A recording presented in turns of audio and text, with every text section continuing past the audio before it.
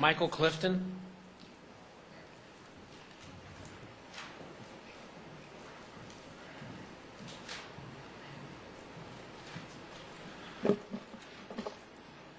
Hello, my name is Michael Clifton. I'm a YouTuber, a part-time journalist, a voter registration drive organizer, and I'm also a county, state, congressional, and judicial delegate. And I also feel very strongly about constitutional values like John Stoner does. We've already met before on January 10th. It's now March 13th, 2 whole months later. I'd like to bring up two things that happened and one thing that didn't happen since the last time we saw each other before I implore you to not install surveillance cameras in downtown Colorado Springs.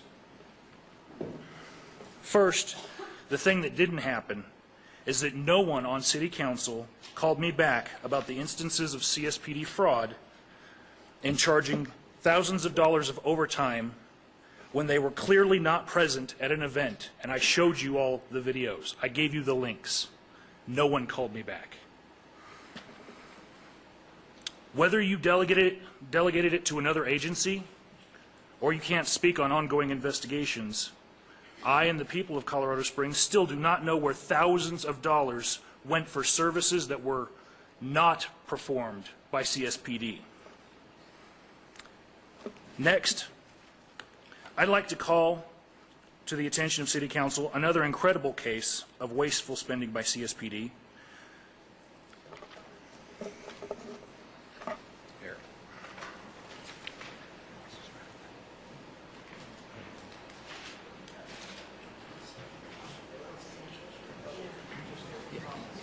Yeah, Mr. Clifton, I'm going to ask you to kind of confine your comments to the issue at hand. Yeah, I'm getting there. Okay.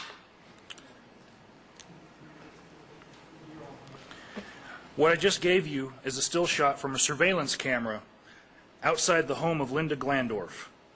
This was a no-knock raid of her home by a small army of CSPD SWAT. No crime was found to have been committed, but in the process of executing the search, CSPD broke down her front door, broke countless things in her house, threw flashbang grenades on her hardwood floors, leaving burn marks, and burned her dogs.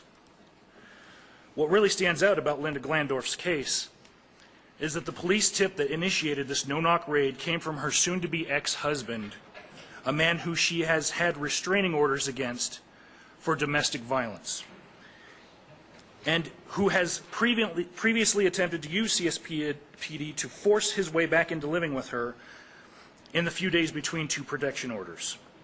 After not researching the name of the informant at all, CSPD allowed itself to be the proxy for this harassment of this woman who had a restraining order against this man.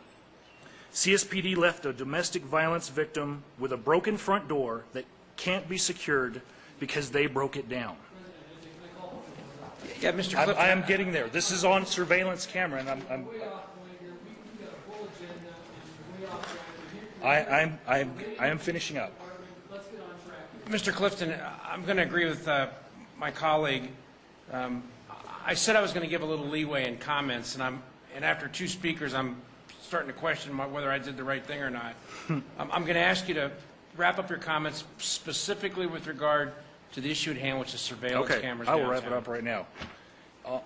The second picture here is where I'm showing children playing across the street from CSPD SWAT with their automatic weapons. This is what we do as YouTubers. We take video and we collect it and we show the worst things. Bernie Herpin knows this. He's been the target of a lot of this. I can use the Colorado Open Records Act to get the footage from these cameras that you're proposing.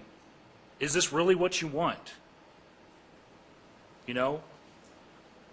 You've budgeted $25,000 a year for maintenance. How much are you going to budget for the civil lawsuits and the class action lawsuit that people could bring against the police?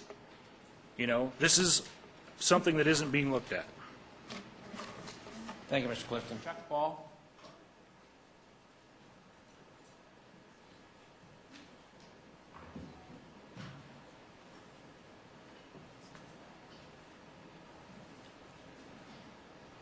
Hi, my name's Chuck Ball.